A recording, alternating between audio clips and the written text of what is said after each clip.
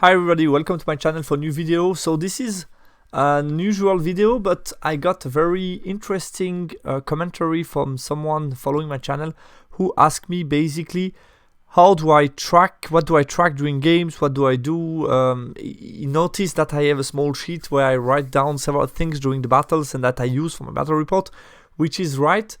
And basically I thought this is interesting enough to maybe interest some of you because yeah, for me it was already years ago, like 3-4 years ago, when I first noticed, I think it was the Spanish ETC team using some small sheets during the battle to track down points and stuff.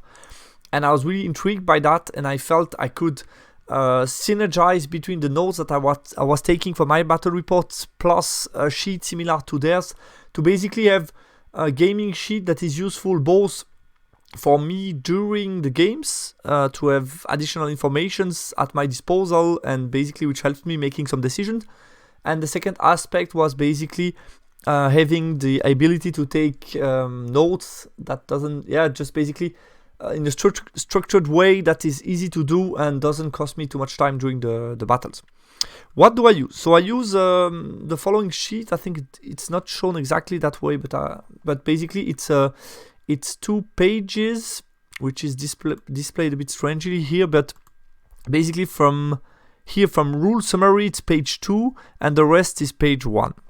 That's how it looks like. So I print that on a format which is like A5. So I would say like half of a normal page. I don't know if the format is known in all countries, but like half a normal page, I would say, so that it doesn't take too much space also on the table, which could be annoying. What I write down on it, I have basically here, this is mainly for the battle report. This is a free space where I write down some information about like character builds or some stuff on the list that I wouldn't understand. Then I would track the turn. So here I would write down, for example, if it's me starting, I would write down here OK for Ogre Kingdom, or the name of the army, and here the opponent, or usually I just write down for myself, which allows me to switch effectively. Then I also track down here the Veil token. So obviously for opponents, for myself I put down tokens, which is okay. So usually I write down next to the number which is mine here my army name, depending if I start or not, and on the other square I just make some, I don't know how to call that, but just some numbers on how many Veil token he has in his box, which allows me to double check, which is sometimes useful because there are some mistakes happening sometimes on the Veil token tracking, which can happen. Here's something quite new that I've been doing since this year WTC, so it's really new, is basically writing down the time.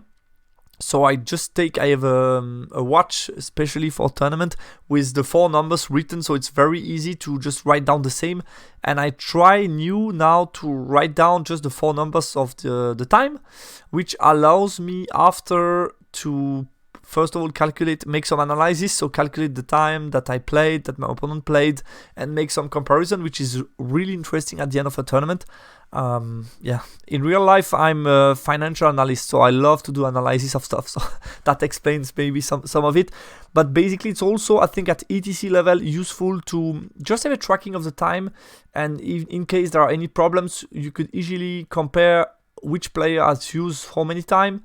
And I think for me this is way more enjoyable or convenient than chess clock, because here basically I'm writing down time every turn, and I would say in 99% of the time you won't need to discuss that with your opponent because basically everything going fine, and in the couple of percent of games where you have trouble with time, then you have a tracking and you can use it without having to bother with the chess clock.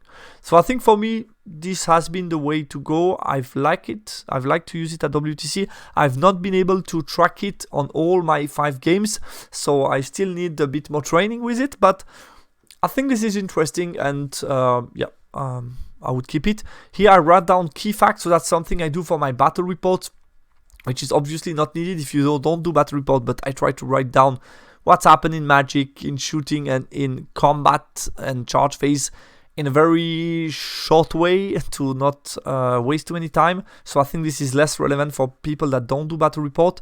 Then here I have a part where I track down point taken and point lost, which allows me to make the delta and to check then how we are regarding battle points. I think it's really useful towards the end of the game. So I try to do it straight. When I lose a piece, I write down here, and the same when I kill something. When I kill something here and when I lose something here.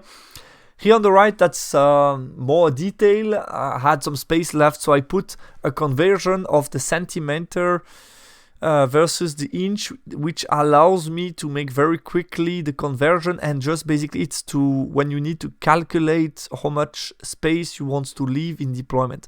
So it's more of a detail. I have to say I haven't used it a lot, just a couple of cases, but you know, sometimes like Counter Trust and stuff where you have to put a couple of drops, you want to leave free space enough for unit. You don't want to measure your unit to show your opponent, I want to leave space potentially for this unit. Then you can do it this way, which is very easy. So yeah, that's the way I did it. I just put some of the most common conversion, which is like a horde for 20mm, horde for 25, 3 wide for 40mm, and so on. So I made it quite easy, and yeah, just round it up. So that's the way I did it. Can be useful. Here the second page, so I put basically the most interesting stuff on a rule summary base. So basically I put down all scenario, victory point, and deployment, which is useful. I just put here for me 3 bullet points that are always interesting to read before games, just to remember. The first question is, who wants to go in close combat? How does my opponent want to play, objective-wise and with the map? And then should be also on here is who is winning from distance. I think who is winning in close combat and who is winning from distance are always key questions at the beginning of the battle. So I think I could complete that. And the last question is, if you play second, try to minimize on turn 1 what your opponent does. I didn't remember that I wrote that down, but it's funny. I don't read it often. I think just I wrote it down one time just to try to remember.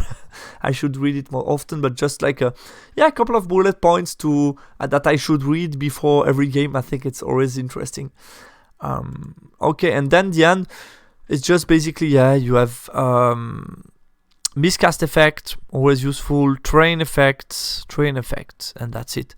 What I think would have been useful as well could be the statistical stuff that is provided at the end of the rule pack. I think could have been useful to see the dice and so on. Why not? Here I have the description of secondary is also interesting. Sometimes you don't remember exactly how many and so on. So I think, everything what was the most useful for me. So that's what I use during my game. If you want to do something similar, feel free. I think if it can help you, it has definitely helped me in my games to make some decisions sometimes, and obviously also for the battle reports. That was it, guys. Short video. I hope it will be helpful for some of you, and if you have any questions, don't hesitate. Take care. Bye bye.